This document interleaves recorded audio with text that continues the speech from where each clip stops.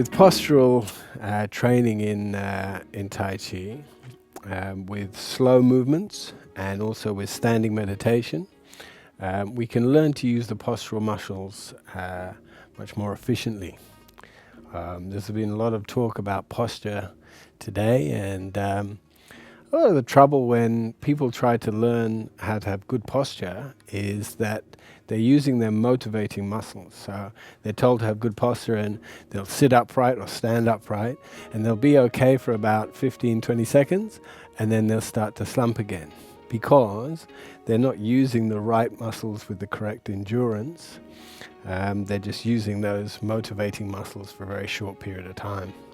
So with standing meditation and with slow movements in Tai Chi, we learn to use the postural muscles and give them endurance as part of the training.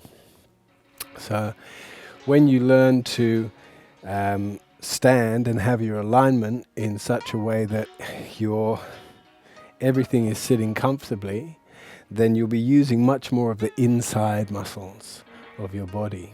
And this means that all the motivating muscles can eventually give up, and you're just using your core muscles to keep yourself upright.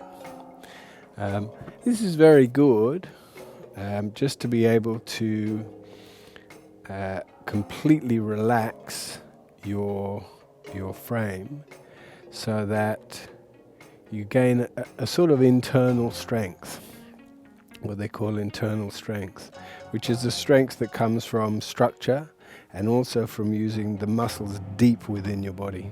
And to demonstrate this internal strength, I will push on Bjorn, and he will be nice and comfortable in this structure and be able to take my full weight and pressure and push me out very easily.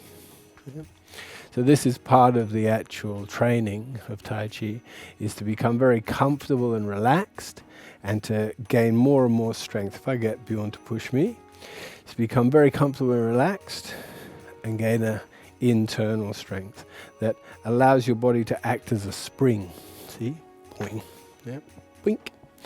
So this is a very, very important part of your training. Just to reiterate the correct posture. The feet, starting from the soles of the feet, are not too much weight on the front, not too much weight on the back, but there's a sweet spot right in the middle of the feet, and the foot will feel soft and comfortable.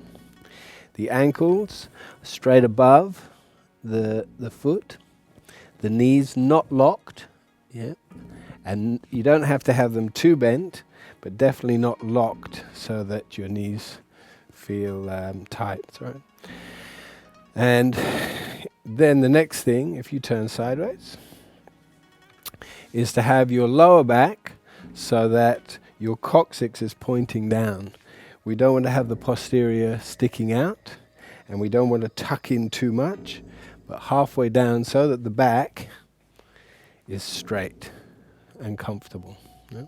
This adds a little bit of a stretch in the base of the spine, which is very healthy and good. And then as we go up the body, the shoulder blades, if you turn sideways, the shoulder blades here are open and stretched from the rounding of the arms. Right? So we're nice and open in the back. Turning sideways again. The head, as I've said before, is pulled up from above so that the neck is comfortable. If we go back too much, there's very heavy weight on the head, you'll be wasting your energy trying to keep your head up. And similarly, if it's forward too much pressure on the head. So there's a point right in the middle where your head feels very light and comfortable. So back again for the front. Now, when you get the posture correct, because everything's sitting on top of one thing and the other, you will feel very light and comfortable. Yeah? And the longer you stay there, the more the energy builds.